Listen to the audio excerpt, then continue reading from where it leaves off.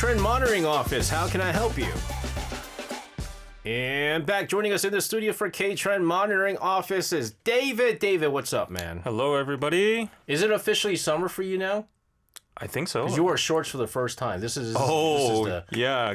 I'm usually like that. Once I wear my shorts for the first time, it's summer. Right. I think it's more summer for me because I just came back from Busan. So, yeah, it was very, very summer over there. How's the weather? It's really nice. It's hot, and the beach is very packed. Oh, hold on. Tell me, did you go to the BTS concert? Yeah, for sure. That's why you went? Yeah. Man, you didn't go home. You went to the BTS concert. Of course, I need to go. Yeah, I'm not going to miss that. And you have to spend money for accommodation and stuff. Oh, no, I live there. So.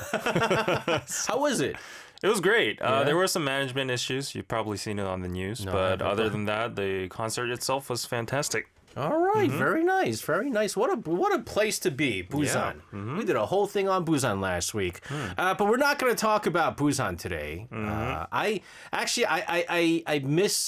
did a bad job describing what I was going to talk about today because I said David is one of this. I mean, maybe. That's not a very good way to put it. Technically, you're not wrong. Yeah. I mean, no. I'm in the gray area. No, I meant to say he's a YouTuber. Yeah. Right? He's. But then I also do news and all that kind of stuff too. So yeah, but it's nothing controversial. Yeah, I'm always kind of morally conflicted about my position as well too. But yeah, we can talk about that a little later. Yeah. Because today, what we're really gonna talk about is how there are growing number of YouTubers who are basically cyber wreckers. We call it cyber wrecker channels. And these are channels to really wreck the lives of celebrities and people. And whether it be unfounded truth or maybe there are truth. Sometimes they do base it on truth. I think Dispatch is the most legalized way of saying it's a cyber wrecker, but I mean it's a tabloid basically. Right. Tabloids went into the internet and now we have all these YouTube channels. Now obviously David is not one of them. However, we say that for clarifying. He's not. He's a content creator, but he's not one of them. However, with the formal arrest and the indictment of Kim Se-hee, right? Yeah. He's the head of the notorious cyber record channel Hover Lab. This really marks a historic turning point in the judicial crackdown on malicious exposures. Yeah. And I think this is really going to change the way that these cyber wreckers are going to work things for money. Yes. But let's talk about the AI manipulation and fake news and really drawing the line in court. Tell us what exactly happened first. Yeah, so to give you the context, and for those of you who don't know what's going on, one of the biggest cyber wreckers in Korea running the YouTube channel called 가로세로 Research Institute. In English, it's Hover Lab.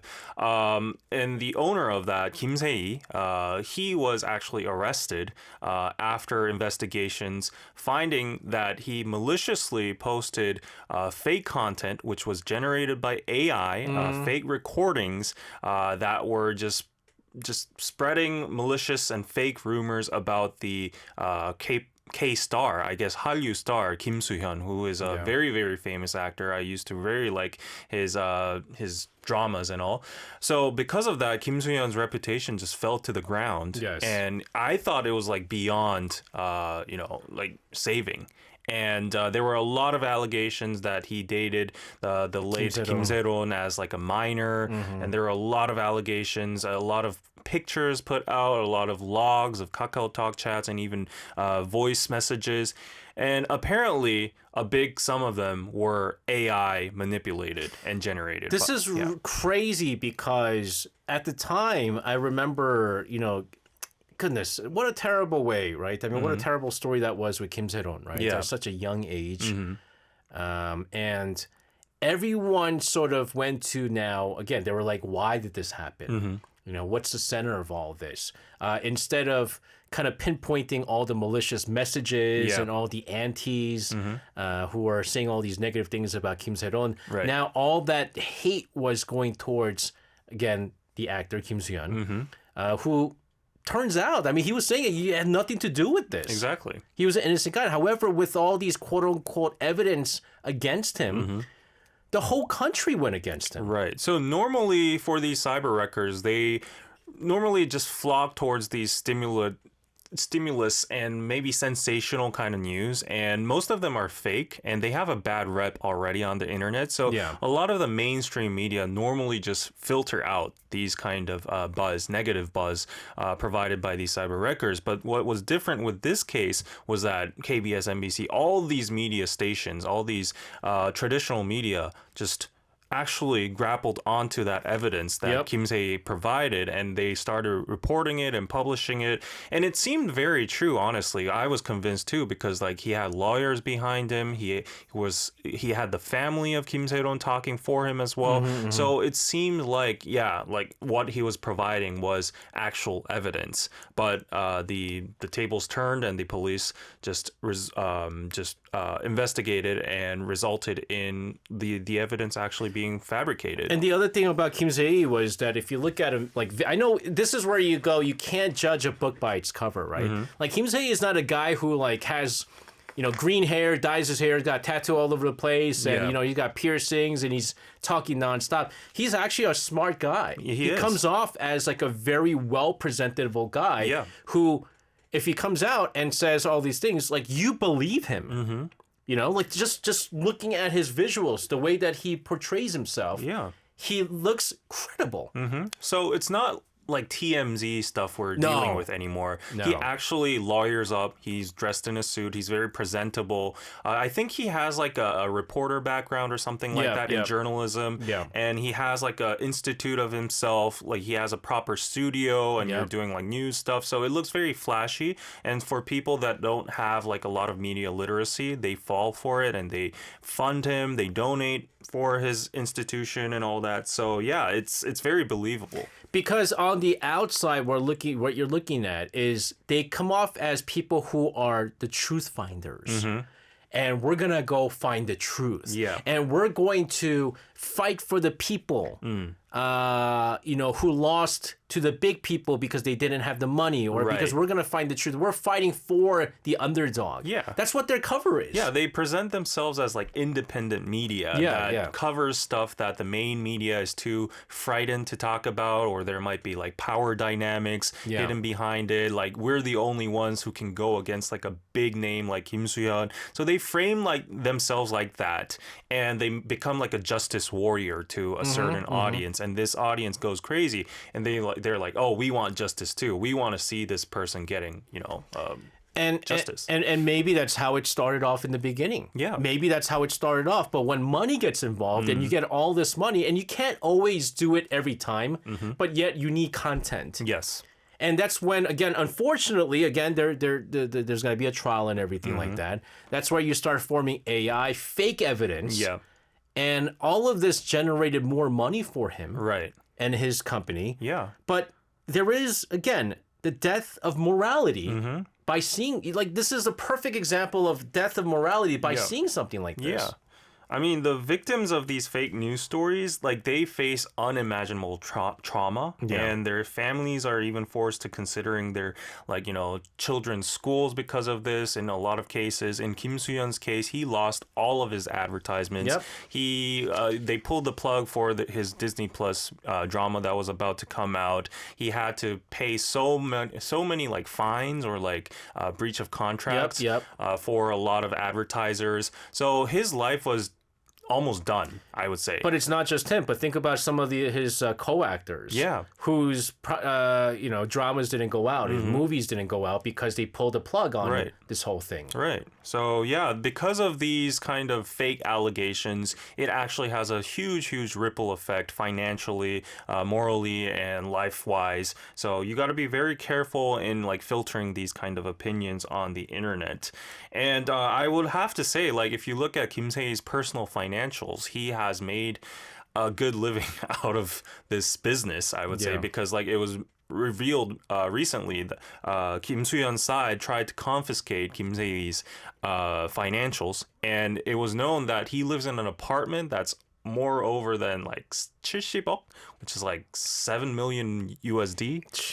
So like it's a very lucrative business, I would say, but Kim Soo-hyun's side said that they would hit him with more than 33 million US dollars. I mean, is that even enough? Yeah. Right? Is that even enough? Because you have to, if I was co-actors of Kim Soo-hyun, and I didn't get paid because this is where, again, the breach of contract and the fines come out, is because you because of your mistake, quote unquote mistake, you have to pay for everything that they spent on. And what about the other actors? They could come out and be like, look, we lost out on a lot of this stuff too. Exactly. And this is a big thing. But the fact that this was going on, I'm pretty sure this is not the first time this was going on. It's just that this was such a big issue. Yeah. Big issue that it's now finally you're seeing prison sentences and things of potential prison sentences. Made It Up says the amount of vindictiveness and bitterness someone would have to hold to want to do this to someone is astonishing. Duke should get 10 years for it. Who knows how many years he's going to get. I think he should get a life sentence. For the amount of lives he ruined, like stack that all up. That's my personal opinion, by the way. Because it's not just one person. That's Exactly. just a thing. Yeah. Right? We'll continue to talk about this and more, but if you guys have anything to say in regards to this issues, please feel free to. You chose a song from Ihai called Hollow. Any reason? I felt like the victims would have felt very lonely in these kind of situations. Yeah. So this is Ihai with back in the studio with David for K-Trend Monitoring Office. We're talking about cyber wreckers and why they want to continue to make these contents.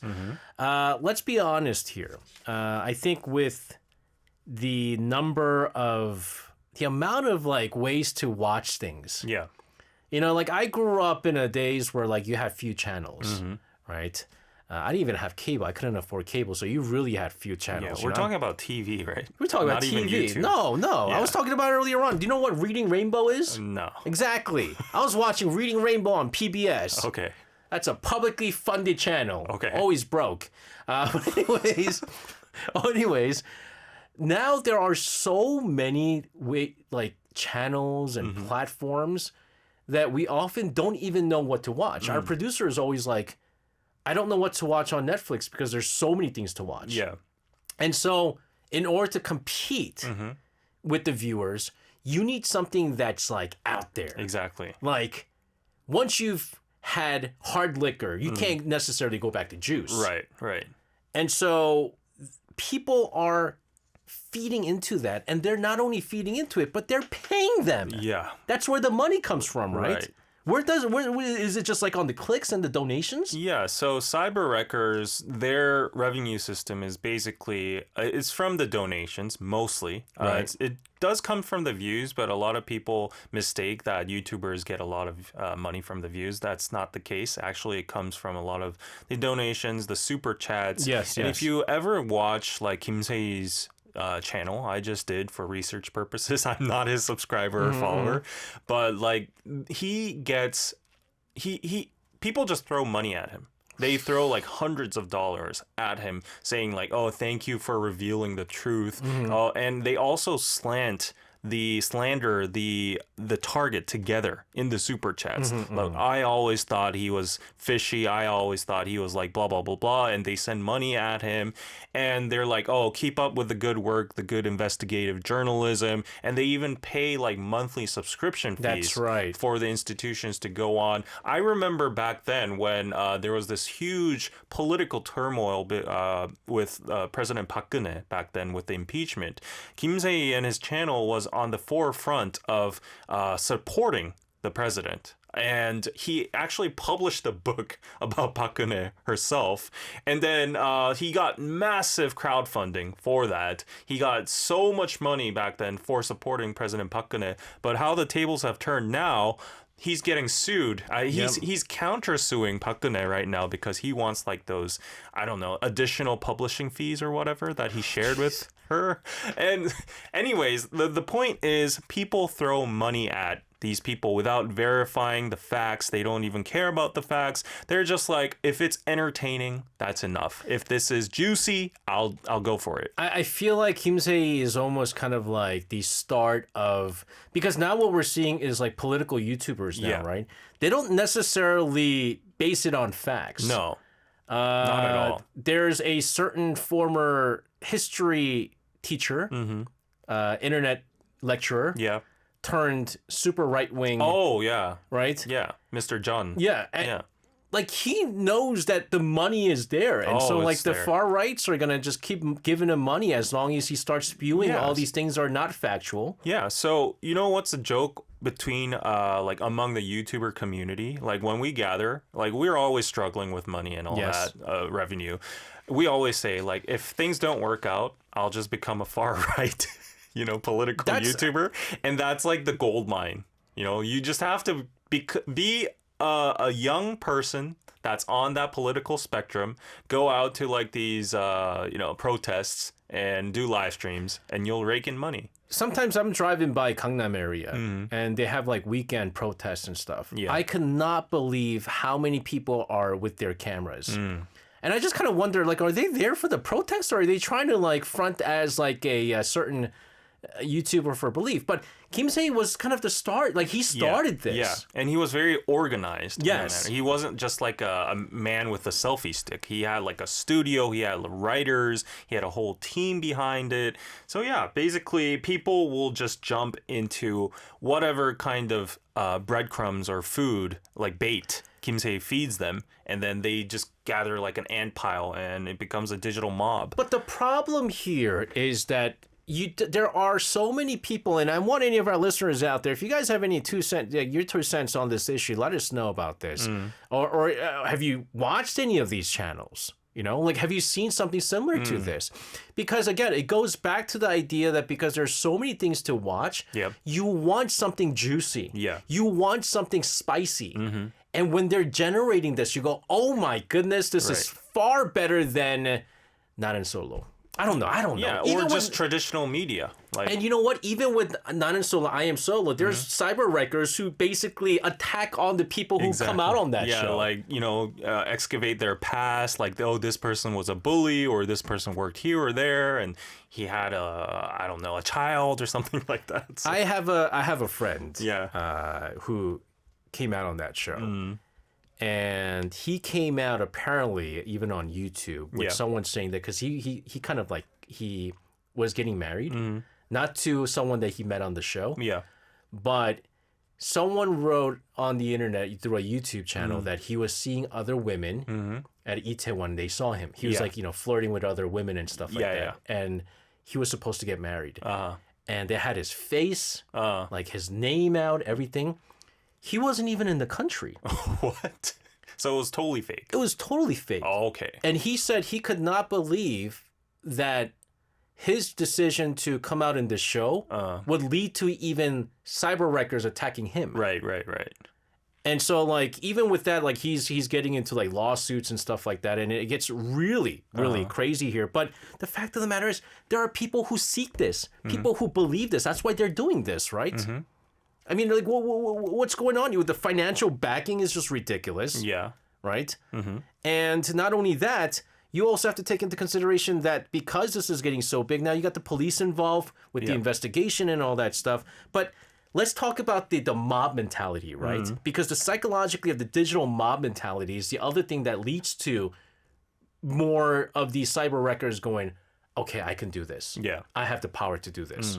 Yeah, just to clarify, I think Pidi님 wants us to say that Kim Se-he's case right now, what we're talking about, is based on police investigations. Oh, yeah. So, like, there is evidence and investigations that are officially been done, and that has proven that he's been using fake, AI-generated. But as we always know, until you're proven guilty, or otherwise you're innocent, right? Until proven guilty right now. So he's allegedly involved in this, but there are still investigations going on here. Yeah. But would you say that mob mentality is the other thing that really feeds into these cyber wreckers? Oh, right? For sure. There is definitely a bandwagon effect. And as I said before, people are just here for the entertainment. They don't really care if this person is actually, dating a minor or has a shady past or whatever. They're just here for the tea. And also, in a lot of cases, this is my personal opinion, but I feel like a lot of people who watch these kind of channels are not in good positions in life and situations in life, so they like seeing people fall from their high horses, from their rich, positions. You know that German Schadenfreude, right? Yes. People seek joy in seeing other people fall down. Exactly. But the higher that they're up there, the bigger the fall. Exactly. Yeah. And the more enjoyment, which is such a terrible thing. Yeah, that's why Kim Soo-hyun was a perfect target because he was this flawless, rich, young K-star. And suddenly, like when there were allegations, oh, he's dating a minor, everyone was like attacking him all together, wishing, like they were cheering every single time they saw the news, like, oh, he got pulled from this advertisement, his drama was canceled, now he's facing like financial whatever. So I saw all those comments. They were very nasty. And yeah, I think there is a very dark psychology behind these channels. The other thing with this is like you don't have to be watching these channels. And nowadays, in an era where everything is passed down so quickly through social media, and this including like Kakao, right?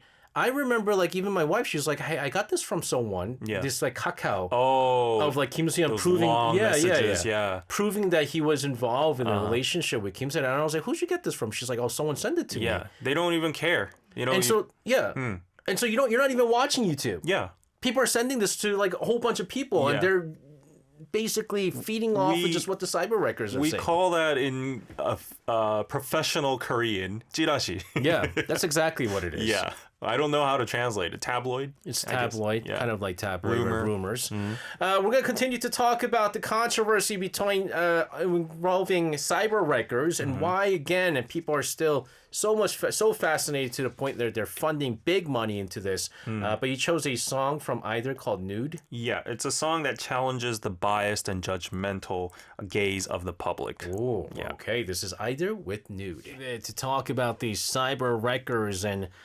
I have to say, though, when I was younger, and I hear rumors like this, I used to go, oh my goodness, really? Oh my, I want more. Yeah.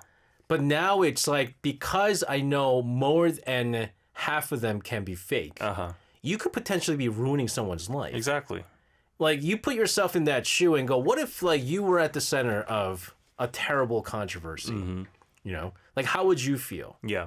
Like, you have to understand that. But most people don't understand that. The whole idea is schadenfreude. They love the idea that someone famous, someone you can't be, falls from their grace, and you enjoy that. Now you're going to pay money. Yeah, so they're no longer an audience. They're actually like an active participant. Oh, absolutely. And the psychology gets even better for them when they feel like they have some kind of power themselves. Like, they're no longer like, oh, I'm not just financially supporting this person, but I'm actively pulling this person down. And that's when it gets really dark, when they start participating in the comments and saying, like, adding more fuel to the fire and, like, you know, spreading it on internet communities, reporting it to other cyber wreckers, and they make a whole union.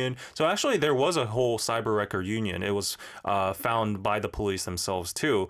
And Kim Se was colluded with a lot of these other people that are now in jail. And they all just had like this orchestrated attack simultaneously upon like certain YouTubers or certain celebrities, and they have fans that just push them. So yeah, it's very orchestrated, organized, and it's very dark. There's a webtoon. I read a lot of webtoons. It's only up to episode 6 right now. It's called 망플루언서. Okay. And this whole thing is about this girl who goes out with a very famous influencer. Yeah. But he's keeping it a secret. But he's also using that girl just to get free edits. Like, she's an editor. Yeah. And once she finds out that he's been cheating on her, he gets all the evidence to all the girls that he's been sleeping around with. Yeah. And then opens up a YouTube channel and blows his cover. Now, she was only going to do this one time as a... Basically, you know, how dare you betray me? And this is my way of getting back at you. She realizes how much money's coming in. All right. And now she can't stop. She gets addicted to it. Yeah. And I feel like it's the same way. Yeah. So there were very infamous and notorious names that we know already. 탈덕 수용소. She's one of the very well-known cyber wreckers. She was actually caught on camera in the court day against like Chang Won-young. She was like in the pink and white blouse. I think it was a skirt or something. And then Chang Won-young famously like parodied it herself. She was the one that made so many fake rumors about idols and like IVE's K-pop label actually went to like Google California or whatever and got the rights from, like the American court, and then finally clocked her. So that was very, very a good feeling to see some justice. But yeah, I feel like nowadays people really need to have this kind of own independent mentality of filtering fake content. Yes. And also they need to fact check as well too. Yeah, so that's why I wanted to ask you, because you actually do have a YouTube channel where you talk about celebrities, you talk about everything that's going around in Korea. And you're not a cyber wrecker. Right. You're not a rumor spreader. You want to base everything on the facts. So, like, what are your 3 pillars of fact checking? Because you don't want to get in trouble. You don't want to get sued. Yeah. So, first of all, if there's something that intrigues you, like, whatever, a rumor about a celebrity, it might catch your eye, but don't immediately make it into a script or make it into content. Go to other trustworthy or credible traditional media sources like KBS or other,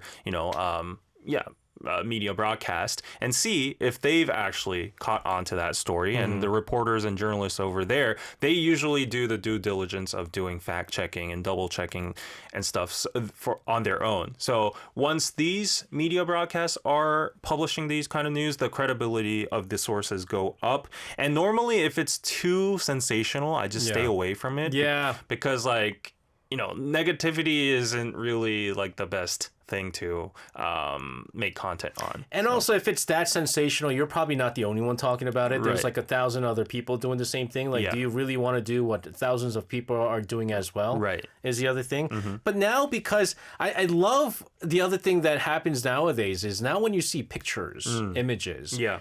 The first thing many people have to be skeptical about is whether or not it's AI generated. Oh, yeah. It's becoming trickier and trickier because I'll be totally honest. I got tricked recently when I was reporting about some news, and I actually used an AI generated image myself. I made that mistake. Thank God it wasn't something very controversial. It was about this case called Nukku. Do you know that wolf that escaped from a zoo? And I was reporting about it, saying that it's hilarious. Like, people are like, trying to find this wolf that's stray right now. Yeah. And then there were reports on Twitter, like threads, of someone like saying, oh, he's at this place right now, and he's right in front of, in the middle of the street, and there was a picture. Yeah. It was so realistic, and even the police thought it was real. Yeah. And they actually did their investigation based on that picture. And we were talking about, Puyong and I were talking about this on Coffee Break, and it got to the point where it was messing up their search. Yeah. Because they were like, hold on, wait a minute. They were here and then they were there. Exactly. Like, they're trying to close in. What a terrible thing you're doing. Yeah, so once I just realized that it was fake news after a couple of days, and I was like, oh my gosh, I actually used an AI generated image. And then the trick is you have to now zoom in to the details of the image, and you have to see like the shadows or like the letters if they're not crooked. So it's getting very, very tricky. Yeah. Finally, accountability and narration and subtitles is what you wrote. Yeah, so if you want to protect yourself, at least, from spreading like malicious rumors and stuff, you have to use words like reportedly by a certain media, like allegedly, rumor has it. But sometimes these might not 100% completely block legal issues. So you have to be very like responsible about it, and just putting like allegedly on top of every single fake news and just said, oh, I just said allegedly doesn't really make you, Yeah. I love what David wrote here, just to close things out very quickly because we're running out of time. If this turns out to be false, can I take full accountability with my own name and face attached to it? That's a very good question you have to ask yourself. Yeah. So, I mean, the golden rule is, can I show this content to my family and be proud about it? So sometimes I don't even know if I could show this show to my family. So I'm pretty sure you can. David, I hope this is a learned lesson, and through again the trial that's going to happen, stuff like this does end. And thanks very much for always double checking your material. Thank you. Have a fantastic rest of your week. We'll see you next Monday. Okay, bye bye.